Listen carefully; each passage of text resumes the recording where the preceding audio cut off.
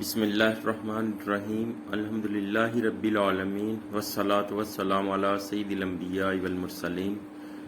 قرآن پاک تفسیر نعیمی پارہ اول سورہ البقرہ۔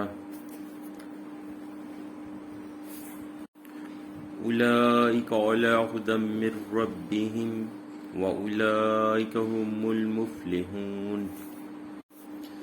یہ لوگ اوپر ہدایت سے پالنے والا اپنے اور یہ لوگ وہ کامیاب۔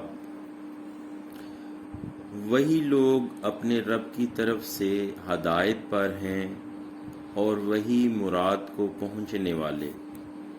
تعلق اس آیت کو پہلے سے چند طرح تعلق ہے۔ عبارت کے لحاظ سے تو اس طرح ہے کہ یا تو یہ الذین کی خبر ہے اور یا یہ علیحدہ جملہ کہ اولئک مبتدا علی ھدی اخیر تک اس کی خبر مضمون کے لحاظ سے چند طرح تعلق ہے۔ اولاً یہ کہ یہ آیت گزشتہ آیتوں کا نتیجہ ہے۔ اس طرح کے پہلے اعمال کا ذکر ہوا، اب اس کے انجام کا، یعنی جن لوگوں میں پہلی بیان کی ہوئی صفتیں ہوں ان کا انجام یہ ہے کہ وہ ہدایت پر بھی ہیں اور کامیاب۔ دوسری یہ کہ یہ پہلی آیتوں کی علت ہے، یعنی قرآن کریم ان لوگوں کے لیے ہدایت ہے جن میں وہ پہلی بیان کی ہوئی صفتیں ہوں۔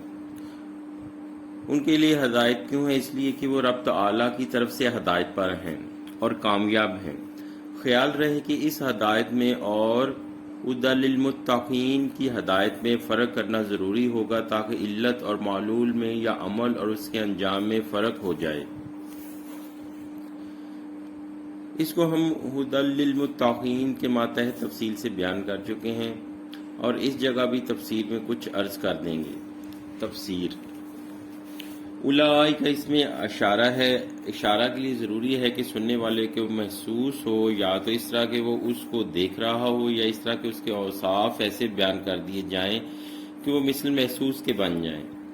لہٰذا اگر المتقین سے جماعت صحابہ مراد تھی تو یہ اولئک پہلی قسم کا اشارہ ہوگا، یعنی یہ صدیق و فاروق اور مہاجرین و انصار وغیرہ ہم ہدایت پر ہیں۔ اور اگر عام جماعت متقین مراد تھے تو یہ اشارہ ذہنی ہوگا، یعنی قیامت تک کہ وہ لوگ جن کی یہ صفتیں ہیں وہ ہدایت پر ہیں۔ لیکن چونکہ ہماری نگاہوں سے جماعت صحابہ کرام بھی غائب ہے، اس لیے ہمارے لیے ذہنی ہی ہوگا۔ اس اشارہ میں سارے گزرے ہوئے اور موجود اور آئندہ پرہیزگار شامل ہیں۔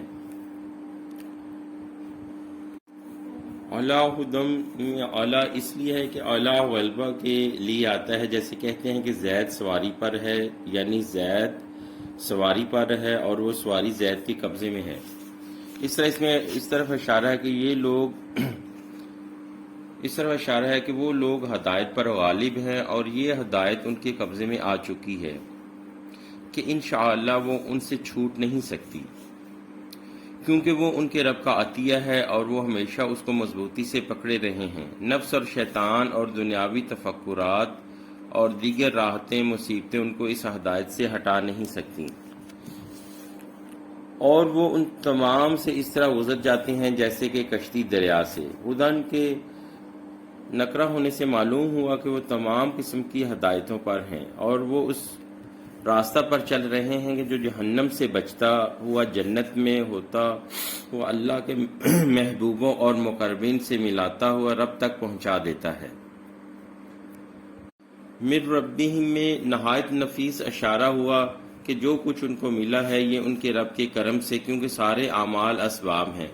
حق تعالی مسبب الاسباب، ان کو یہ اعمال ملے وہ بھی اس کے کرم سے ان اعمال پر قائم رہے، وہ بھی اس کے کرم سے، اور اعمال کے باطل کرنے والی چیزوں سے محفوظ رہے، یہ بھی اس کے کرم سے، اور انہیں جو مقبولیت حاصل ہوئی وہ بھی اس کے کرم سے۔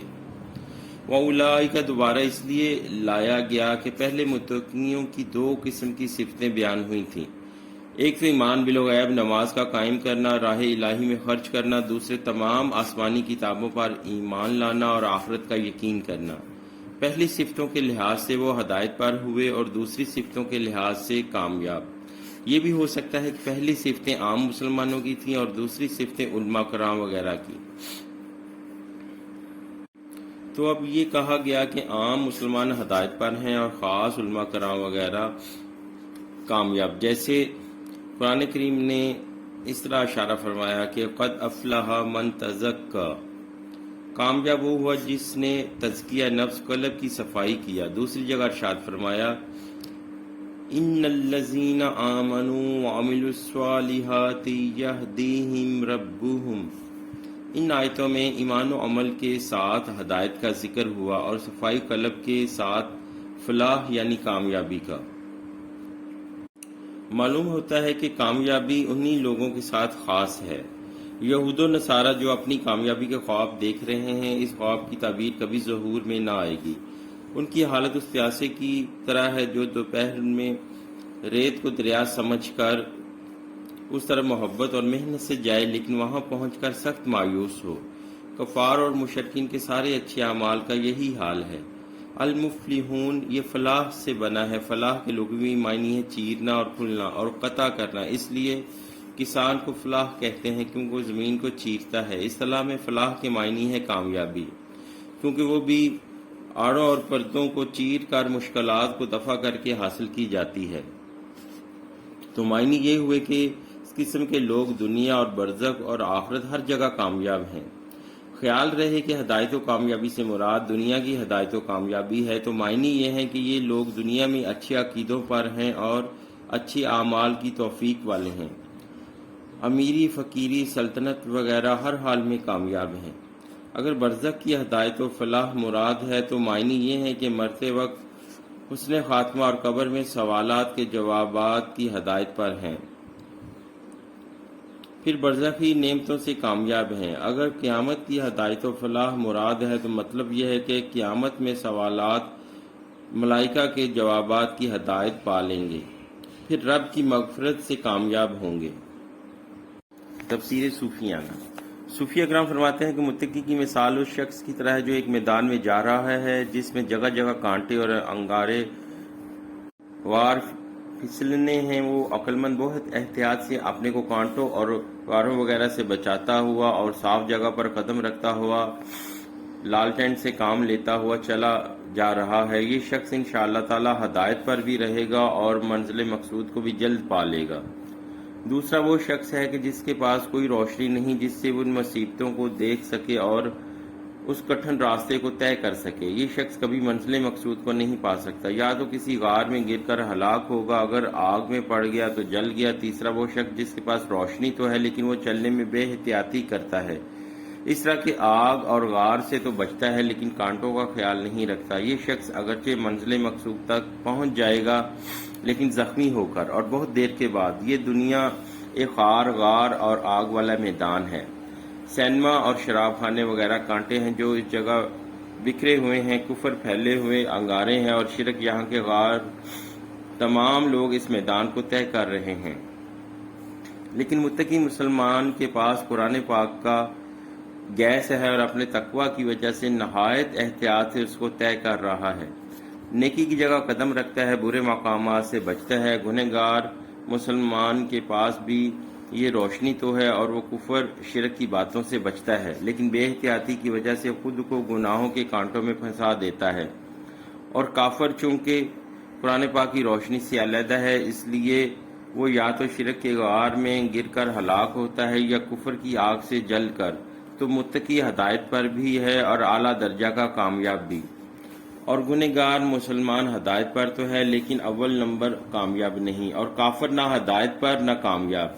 صوفیہ کرام یہ بھی فرماتے ہیں کہ کامیابی کے 3 انجام ہیں. اولا نفس اور دنیا اور شیطان اور برے ساتھیوں پر غالب رہنا، اور دوسرے کفر و گمراہی اور جہالت اور نفس کے دھوکے اور شیطان کے وسوسوں اور قبر کی وحشتوں، قیامت کی وحشتوں اور پل صراط کی پھسلنوں اور جنت کی محرومی اور عذاب کی سختیوں سے نجات پا جانا. تیسرے ابدی ملک اور سرمدی نعمتوں اور لازوار رحمتوں اور دائمی سرور اور بے گرد و غبار کی تندرستی اور بے حجاب محبوب کو پا لینا.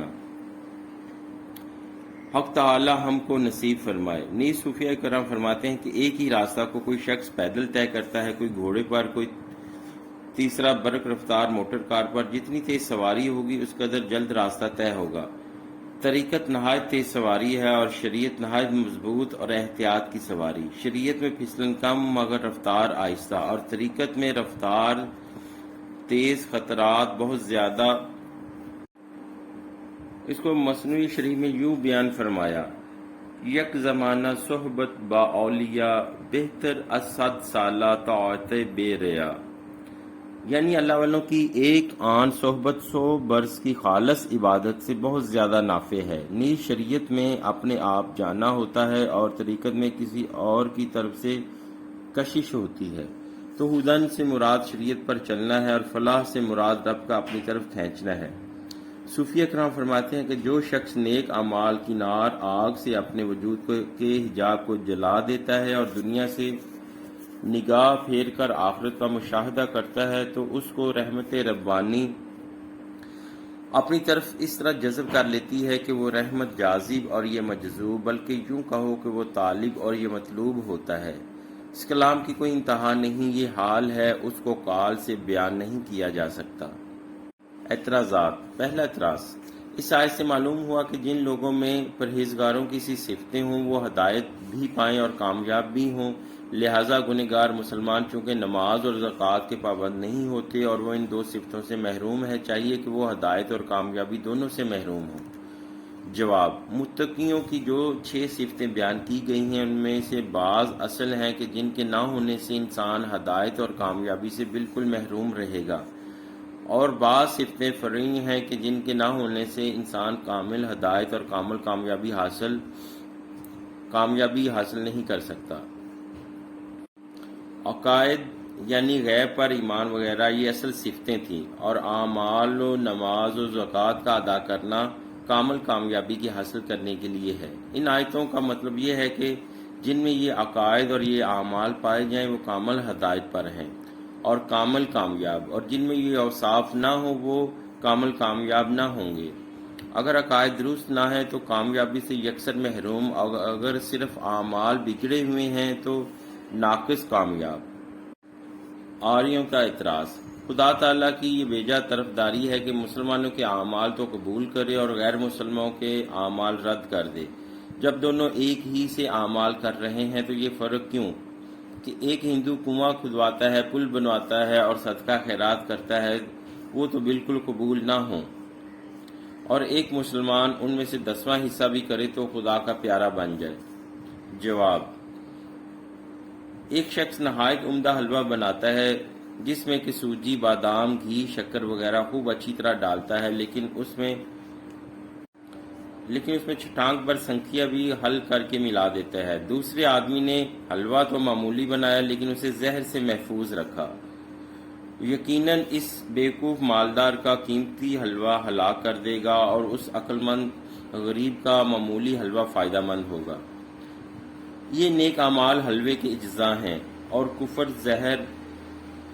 کافر جو نیک کام بھی کرتا ہے اس میں کفر کا زہر موجود ہوتا ہے، لہذا اس کے اعمال بیکار ہیں، اور مسلمان اگرچہ معمولی نیک کام کرے لیکن اس کے اعمال کفر کے زہر سے محفوظ ہیں، لہذا کارآمد۔ الصلاۃ والسلام علیک یا سیدی یا رسول اللہ وعلی آلک و صحابک یا سیدی یا حبیب اللہ۔ الصلاۃ والسلام علیک یا سیدی یا نبی اللہ وعلی آلک و صحابک یا سیدی یا نور اللہ۔